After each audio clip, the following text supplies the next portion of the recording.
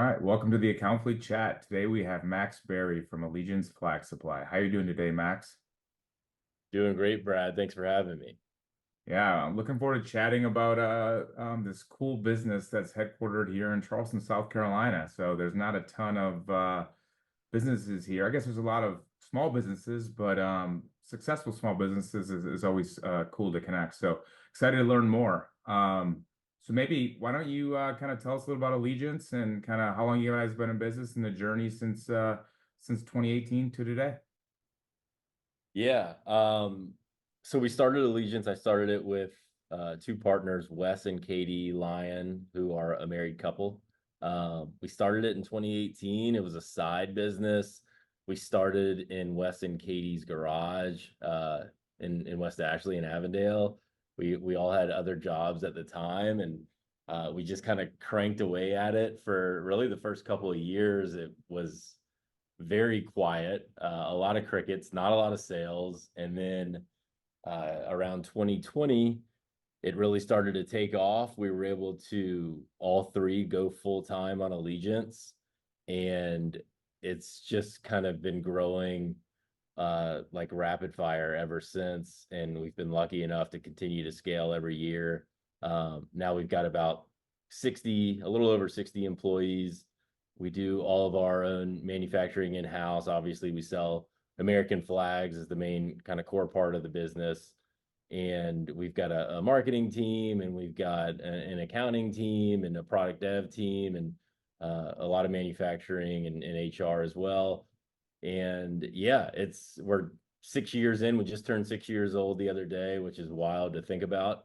And it's been a wild ride. One thing that I think might be relevant to this conversation is we're really proud to be a bootstrap business, and we started the business with really a little less than $5,000 of our own money, and we've scaled it, obviously way past that. But it's been really an exciting ride, and it's almost hard to believe sometimes. Yeah. Well, first off, happy belated birthday, Yeah. business. And yeah, I definitely want to touch base on that aspect. So number one, just that kind of that minimal or that low dollar amount of funding that helped you start the business, propel the business. And then I think having, three business partners that were probably all bought into what's going on and doing everything. So how did you guys go from starting with minimal money to kind of just moving forward, selling, just kind of go through the first couple of years of that business and what it was like? Yeah, kind of like I said before, it was so quiet, Brad. We're not one of those businesses that you hear a lot about. I feel like that's, oh yeah, we built the business and it was just we were sold out immediately and we couldn't keep in stock. That was our story later on, but it took years to get to that point. When we started in 2018, we had no idea what we were doing. We had the idea about flags, and there was just so much. It was almost like the first 2 years for us were R&D in a way, even though we were technically launched and we had products and we had a website. Um, we we had a lot of pivots to make in order to reach a point where we could scale the business. So from 2018 to 2020, it was just, a sporadic sale here or there. And then really what allowed us to scale in 2020 was we figured out the digital marketing aspect of the business, and we're really able to scale Facebook and Facebook ads. But the real reason was we figured out the product. When we first started, we were selling an American flag for $225. So I would call that, it's like the Rolls Royce of flags. And it was too much. The process, the way that we made the flag, it was too labor intensive. It would take like 8 hours to make each flag. And we figured out a way to cut it down and still make what we consider the best made flag in the world, but at just a much more efficient way to make it. So we were able to lower the price. I think at the time we were selling it for like $75. And I think that really allowed us with the product to be at a price point that allowed us to scale the business as well. So then, that's a great point. But then how, I guess before we even step back, like selling American flags. Sounds pretty basic, but where did that idea come from? Really, all three of us kind of bought houses at the same time, and we all purchased American flags for our front porches. And it was just kind of one of those things where it was like a weird personal experience. Like I bought mine on Amazon. I didn't know what to buy, what size to buy. Ended up getting the flag from Amazon. It said like made in China on it. Wes and Katie had a very similar experience where I think they were like gifted a flag when they bought their house, and it was like a flag made in China. And like our thing was, if anything deserves to be made in America, it should start with the American flag. And there were other brands or companies making American flags in America, and there are, but the way that they kind of their distribution channels are really through big box stores or other flag retailers. There was no really direct to consumer e-commerce, digitally native American flag brand and company. So we were, just ignorance is bliss sometimes. And we figured, why not do that? Why not try that and give it a shot? And that's kind of where the idea started from, and how we really started in 2018. Gotcha. I love it. Yeah. And back to like the 2020, 2021 time frame. I actually saw you guys pop up on one of the social media channels, and I bought one, and I bought a flag from my brother and my neighbor, and they love it. High quality product. Highly recommend it. It's great. So then going back to what you're saying about reducing your process or the time spent of creating a high quality flag, was that uh, new machinery? Like how did you make that happen in that realm? It was a lot of cold calling to suppliers because at the time we weren't manufacturing in-house. So we Gotcha. were so small that it was hard to get some of the bigger suppliers to take us seriously. And we didn't have the money, again, being bootstrapped, to be able to commit huge POs. We just didn't have the money to risk. We just didn't have it. So it was just kind of figuring out if we could be squeezed into some production runs and figure out more efficient ways to be able to make the flag to really reach what I would say is product market fit. And $225, we couldn't get product market fit for our flag.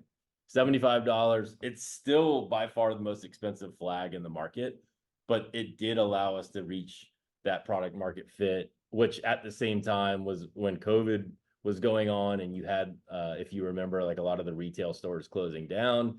E-commerce in general was kind of skyrocketing during that time. And then we really were able to figure out Facebook ads, which really propelled the company in 2020. And that's when we were able to kind of quit our jobs, go all in. We got this little 400 square foot tornado shelter that we rented from Smithy Ironware, who was on the Navy base, and they were nice enough to rent it to us. And it was just a small little concrete 400 square foot room, and it was like me, Wes, Katie. Our first employee was actually my little cousin, and we just cranked away packaging flags for all day, every day in all of 2020. So it was kind of a crazy time. Yeah, crazy time in general, then specific to your business. But I mean, my take on business is, there are a lot of successful businesses, maybe at the wrong time, the wrong place, but it sounds like you guys are at the perfect time and place where everything kind of, converged to, move into the next level. And that sounds like when you guys were in 2020, like what was that one decision or that one thing that you guys all saw to say, all right, let's all jump in? Because like going from part-time and having a stable income and doing different things to like, all right, we're all in now. Was there a specific, you saw your e-com sales, skyrocket one day, or kind of what was it that helped lead to that actual decision to jump in full, with both feet? I think it was just the volume of sales we were getting. And I think you're right. It's all about timing, right? It's like relationships are about timing. Like how I met my wife was all about timing. The business is different, I think, a little bit because We had worked for 2 years to get to that point, and it's not like we were really doing much in sales, but because we're bootstrapped and because we had been profitable since day one, we were first order profitable forever. We've never not like made money on a transaction. So we could afford to stay in business for 2 years without quitting our jobs because there's no reason not to. We were enjoying it, and although we weren't crushing it for those first 2 years, we weren't losing any money. So when the time finally came where we could achieve product market fit, it was kind of an easy decision where we weren't uh, we didn't have any kids at the time either. So it wasn't like we were risking our kids' futures by any means. Like, let's try this, let's jump in and let's do it. And we grew, I think it was like 4,500% in 2020. So it was just like, if we didn't go all in, the business wasn't going to work because we were the ones doing all the work. We were doing all the fulfillment, all the ordering, all the customer service, all the marketing, all the product development, everything was being done by us. And like that was our moment. That's what we had kind of spent the last 2 years on. So it just seemed like an easy transition for us at the time, even though it was scary still, because we all had real jobs and like insurance and stuff like that that we had to walk away from. So first order profitability. So great term. Clearly it's what everybody wants as an e-com business or as an inventory-based company, right? Like but number one, I guess my question to you is clearly you're factoring in everything into that, your cost of your product, your labor, your your marketing, the whole aspect you're talking about. When you started at that at the small phase, I'm assuming you may not have had a ton of inventory built up, or how did you manage inventory when it was slower? And then as you started growing, I'm assuming you started to stockpile more and more inventory, more and more finished flags, but how did that all work? Yeah, I think the thing that's different about us from a lot of e-com brands is like we don't have some like contact in China that we can call up and say, "Hey, we need 10,000 more," or "Now we need 100,000 more," or a million more. Like we can't get containers in the ocean, and that's just goes against all of our core values. Like we're 100% made in America, sourced in America all the way. So we've had a unique issue where we've consistently been out of inventory for years. We finally got a handle on it, hence the 60 employees that we have this year, where we didn't run out. I think this was like the first year we didn't run out of inventory, at least for our main core product, the 3x5 American flag. So it's a blessing and a curse. It's a blessing from a cash flow standpoint because always being out of inventory is great for your cash flow, but it's bad for your ability to continue to grow. Luckily, we've managed to grow considerably every single year that we've been in business since 2020, 2018, 2019, not so much. So um, we've had to make our own inventory. We since I think in 2021 is the year that we started to bring manufacturing in house, and until that point we also worked with co-manufacturers because we couldn't do everything ourselves, and this is the first year we've actually been able to make all of our inventory by ourselves in house. If Does that answer the question? It sure does. And then I guess while we're talking about that, how do you, maintain quality control of your products? How do you, hire good people to do the work? Like like it's funny you go from 2018 to, small business doing everything to this business. There's always issues and risk and pain points as a business owner, but just from a quality control of your product and making sure that you guys have your supply chain internally, like in house, up to par. How is that went? What challenges went along the way of that? Yeah, I mean, honestly, we just had to figure it out. There's no easy answer for it because when we decided in 2021 we have to make our flags in house, it wasn't really what we wanted to do. We had to do it because nobody else could give us enough inventory, and they weren't able to make it the American flag in like the way that we wanted to make it. So even to go back on your previous question, in 2020, there was a lot of sleepless nights from us because we had thousands of orders in Shopify that were unfulfilled, and we had suppliers that literally wouldn't call me back. And it's like, when are we going to get the flags that these people have already bought? Because we were exploding at the time. And it was really, really stressful. And what we had to do, was to just send an honest email to all of our customers that have bought, like, hey, and this was like right in the middle of COVID. I don't know when we're going to be able to get you the flag, but I promise you, we are either going to get you a flag or we are going to refund your money. And the amazing thing was like 99% of the customers were like, fine, I don't care. It's not like it's medicine or food or something. Like, get me the flag when you can get me the flag. And we did deliver on all those, but it was really stressful. And I'm glad not to have to like live in that moment anymore. But So yeah, I mean, in terms of like we just had to figure it out. We didn't know how to make flags in 2021. We were still buying them. Like, we didn't know the sewing process and the cutting process and the quality control. But what we have done is figure it out, and we've become experts in the field. And I don't know that there's really another way to do it other than just figure it out. And that's kind of the whole that's kind of been the theme of our business since day one. Just figure it out, because we didn't know ecom, we didn't know marketing, finance. I knew a little bit about, but I didn't know like accrual accounting and how to model some of these things and quality control. Like, we figured all this stuff out on our own. love it. One of Accountfully's core values is solutions oriented. So it's very similar to Yeah. that. You just gotta figure it out and find a solution for the pain point that you're having. So three business partners, you all started, you're doing everything.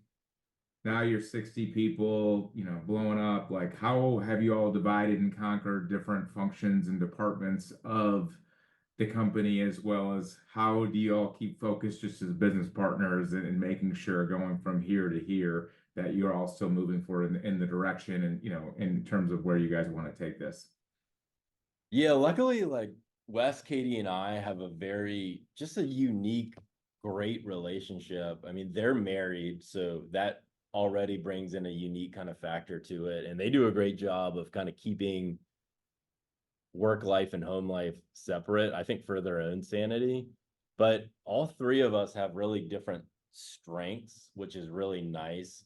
Wes is great at ops, great at product dev.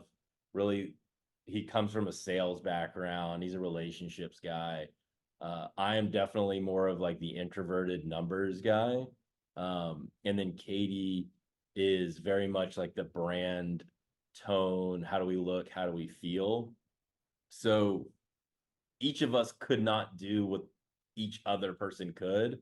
And I think we all really respect each other's, like, what we each bring to the table, and we just get along really, really well. And I know that we're very lucky to have that, because I've heard horror stories of, other people that don't like agree and always kind of go into bat with each other. And that's just never really been our relationship or the case. So I really am thankful for them and how we've been able to kind of grow it all together at the same speed and the same direction.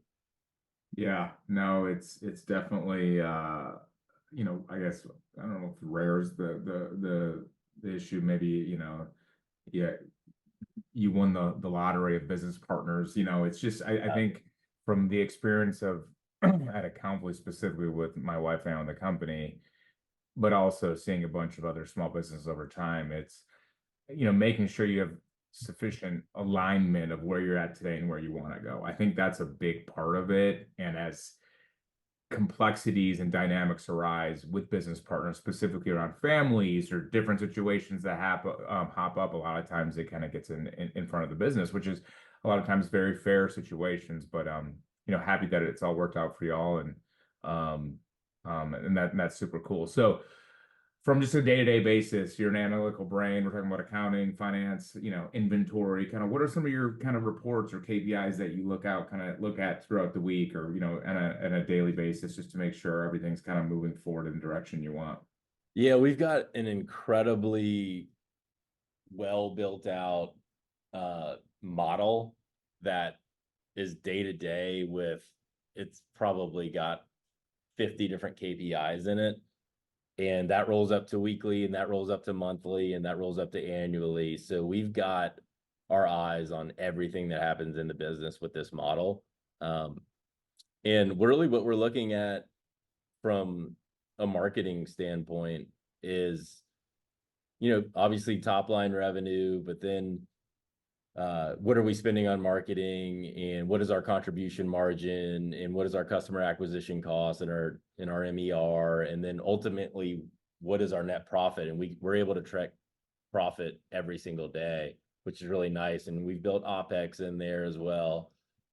So we're looking at everything, but really what I care about is what's on the bottom line.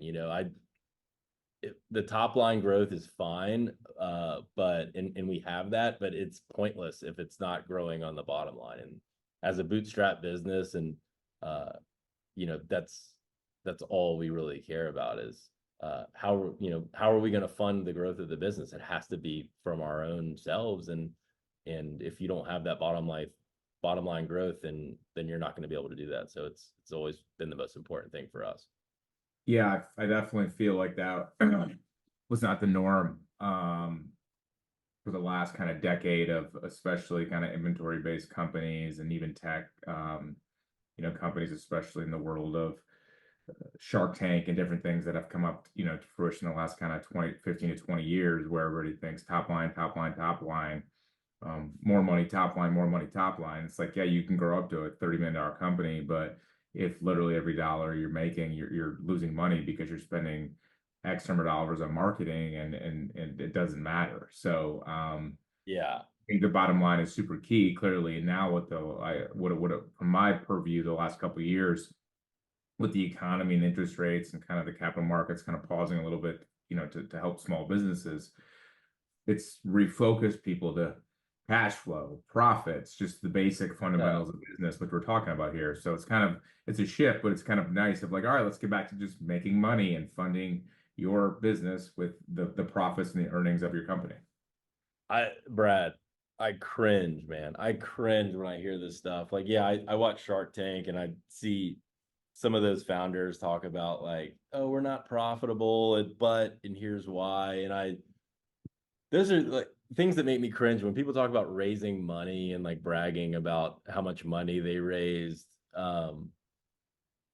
I don't get it. Like, look at the D2C darlings that are public companies now, like Allbirds. Allbirds is down 99% from when they IPO'd. Look at look at pretty much all of them. Casper, Warby Parker,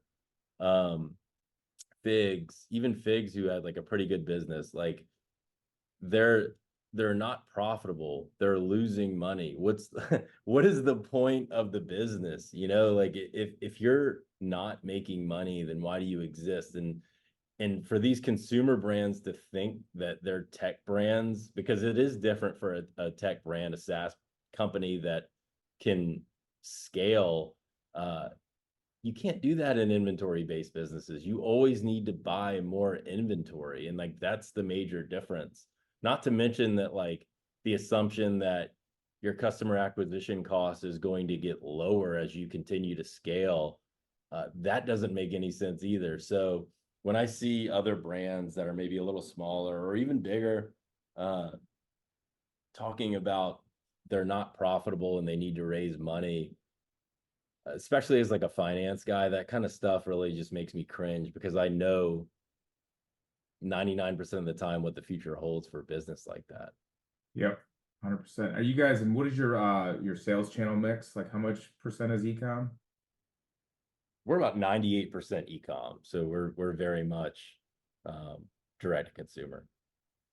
Yeah, I feel like I've seen a lot of companies that are spread across 10 different sales platforms or channels, and it's like, is it going to be wide or deep? It's like until you figure out, I think, one or two, and you really have the numbers and understand the metrics and the KPIs, it's really hard to go too wide unless you have unlimited cash, which is kind of clearly you guys focusing on e-com and really honing that in. It has helped you kind of stay profitable or be profitable from the start. From an aspect of just the business, what else do you have any other kind of things moving forward, new products, new everything kind of moving forward? Yeah, we actually just launched a really cool patriotic kind of leatherworks line. There's a wallet, there's a key ring, and it basically takes the material that otherwise would have been discarded from our flags and incorporates them into 100% American sourced, American made leather. So we're really excited about that, and just continuing to, obviously flags is our number one kind of core product, but echoing the patriotic theme and displaying patriotism and other things other than flags is something that we're going to continue to explore here in the future. Also, I was just thinking of kind of seasonality as clearly e-com business as we head into the holiday season here. But also for you guys, I'm assuming you still have some kind of bump ups with Memorial Day and July 4th, the different things. So it's not just like a Q4 aspect. Is that true? Yeah, we're kind of the opposite, I think, of most ecom brands, where you'll see most ecom brands probably do 50% or more of their revenue in Q4. We're the complete opposite. We're, like you said, you hit it dead on. It's Memorial Day all the way up through July 4th is our biggest peak. We do get a peak in Q4, but not like the traditional ecom brand would, where like that's their bread and butter for gifting season. Yep. Yeah. Well, good. Well, Max, this was awesome interview. As we kind of head out here, we typically have kind of a couple just questions that we answer or that we ask our guests. So the first question is just, what does one small business owner do? Wait, can you Recommendation. repeat that? What is one small business owner to a fellow founder? What does one do and one don't? Okay, so a do for me is know your numbers, know your unit economics, know what you can sell something for, and what will be left over after you account for the cogs, any of your overhead, the marketing, all of that. Know your numbers, because you're not going to be profitable by guessing or hoping. So that's my absolute do for someone that's in the consumer space. What about a don't? Don't be okay not being profitable in the consumer space. Do not be okay with that, because there is a very unlikely avenue of you continuing to scale and then making up that profitability somehow. I love it. I knew those questions or those answers were coming. So, all right, as we wrap up our episode here, where can people find you, and where can they buy your products? They can buy our products at showallegiance.com. That's our website. You can find me on LinkedIn. I think it's MaxBerry7. And yeah, I'm around. And I'm also here, like if anyone sees this, and if I can help you in any way, if you're starting out a business or you have a business and I can help answer a question or two, I'm always happy to help, because I've had a lot of help from others that have helped me along the way. Love it, love it. Well, Max, congrats on you and your business partner's growth of Allegiance Flag Supply to date. I love just kind of successful, profitable businesses, and they're not always the sexiest or the most promoted out there in the world, as we kind of discussed. But kudos to you, and just keep up the basics and the fundamentals, and we're here to support the business moving forward. Thanks for having me, Brad. Appreciate it. For sure. It was great. Take care, Max. Bye.